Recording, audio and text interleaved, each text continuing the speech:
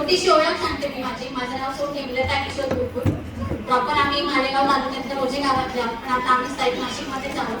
बघा, आपल्या भारतामध्ये खूप कर्तबगार स्त्रिया होऊन गेल्या. ज्या स्त्रीने हिंदवी स्वराज्याची स्थापना व्हावी असं स्वप्न बघितलं होतं आणि ते स्वप्न सत्यात उतरवण्यासाठी छत्रपती शिवाजी महाराज आणि छत्रपती संभाजी महाराज यांना घडवलं, शिकवलं आणि स्वराज्य पूर्ण उभं करून दाखवलं. तसंच स्वराज्य आज नाशिकमध्ये महिलांनी घडवून आणले हे मला दिसतंय. जिजाऊ मातांसारख्या मी एक सांगेन की जिजाऊ मातांसारख्या क्रांतीवीर, क्रांतीज्योती सावित्रीबाई फुले ज्या फक्त स्त्रियांच्या शिक्षणासाठी अग्रेसर राहिल्या का, तर प्रत्येक स्त्री ही सुशिक्षित झाली पाहिजे आणि ती शिक्षित झाली पाहिजे. पुरुष शिकला म्हणून काय झालं, पण स्त्रीने सुद्धा शिक्षण घेतलं पाहिजे. त्यासाठी सावित्रीबाई फुले कायम झटत राहिल्या. आज त्या झटल्या आहेत म्हणून आपल्यातली प्रत्येक स्त्री या हॉल मध्ये येऊ शकली. खरे की नाही गोष्ट? मग तेच त्याच पद्धतीने आज आपल्याकडे त्यांच्या पद्धतीने बिझनेस मध्ये नेतृत्व गाजवणाऱ्या आपल्याला VIP म्हणून लाभलेल्या Ahire madam, diamond madam, Nair madam आणि UTC मॅडम, फणसाळकर मॅडम, त्यांच्यासारख्याच कर्तबगार स्त्रिया आज आपल्याला VIP म्हणून लाभल्या आहेत. तर त्यांचं पण मी आज नाशिक नगरीमध्ये मनापासून स्वागत करते आणि त्यांना वुमन्स डेच्या खूप खूप शुभेच्छा देते. सर्वप्रथम आज ज्या सगळ्या अचिव्हर्स लेडीज आहेत त्यांचं मनापासून अभिनंदन आणि प्रत्येकीला महिला दिनाच्या खूप खूप शुभेच्छा. बघा, या बिझनेस मधून फर्स्ट लाईन मध्ये बसलेल्या बऱ्याचशा लेडीज 25 लाखापेक्षा जास्त उत्पन्न घेतायत महिन्याला. त्या का घेतायत? त्यांना येऊन किती दिवस झालेत या बिझनेस मध्ये?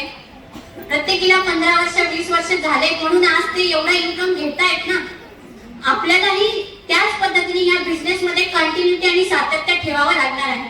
तेव्हाच आपण त्यांच्या पद्धतीने इन्कम घेऊ शकतो आणि आपणही डायमंड UTC बनवू शकतो असं मला वाटतं. ह्या बिझनेस मध्ये गरज आहे की फक्त सातत्याची, कंटिन्युटी करण्याची.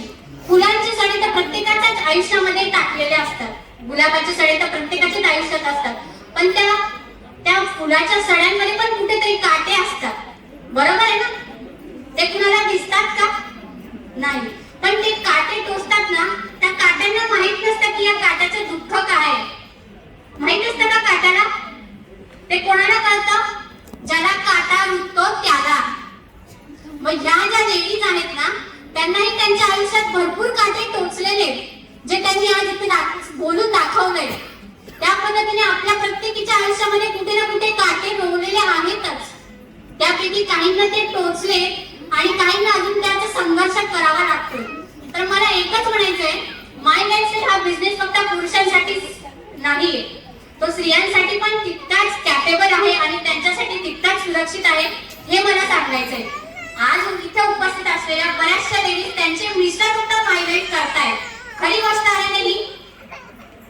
फक्त आज महिला दिन आहे म्हणून पुरुषांनी जायचंय कार्यक्रम म्हणून बाहेर काढलंय. बरोबर आहे ना? बरोबर आहे.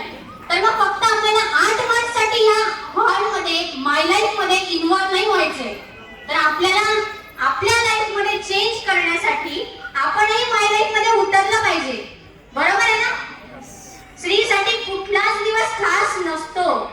स्त्रीसाठी कुठलाच दिवस खास नसतो, पण स्त्रीमुळे प्रत्येक दिवस हा खास बनला पाहिजे असं प्रत्येक स्त्रीने आजच्या दिवशी हा स्वतःमध्ये निश्चय केला पाहिजे असं मला वाटतं. जर प्रत्येकीला आपला दिवस खास करायचा असेल ना, तर 8 मार्चच्या दिवशी तुम्हाला जी संधी मिळाली आहे महिलांना, त्याचं तुम्ही सोनं करून घ्या. आणि आज हॉलमध्ये तुम्ही उपस्थित आहात, तुमच्या शेजारच्या पाल्याच्या ज्या आलेल्या नाहीयेत ना, तुम्ही त्यांना विचारायला जाऊ नका की माय लाईफ मी करू की नको करू. बरोबर आहे ना? त्यांनी हा उत्सव बघितलाय का? नाही. बघायला कोण आलं? आपण. हा आजचा फंक्शन बघून प्रत्येकीच्या मनामध्ये काही ना काही छोटा मोठा स्वप्न तयार होणार आहे. ते स्वप्न आपण पूर्ण करणार की शेजारचे? आपण ना. तर मग हा बिझनेस ज्या नवीन महिला आल्या त्यांनी चालू करण्यासाठी निर्णय पण हा स्वतःच घेतला पाहिजे. आपली स्वप्न फक्त आपणच पूर्ण करू शकतो. बरोबर आहे ना? Wish you all the best. एवढंच सांगेन मी, बिझनेस मध्ये आला आहात तर कंटिन्यू राहा. आणि जाता जाता फक्त एक छोटंसं नाव घेते मी. नाव घ्या म्हणून करू नका फोर्स. नाव घ्या म्हणून करू नका फोर्स. माय लाईफस्टाईल साठी किशोररावांना आहे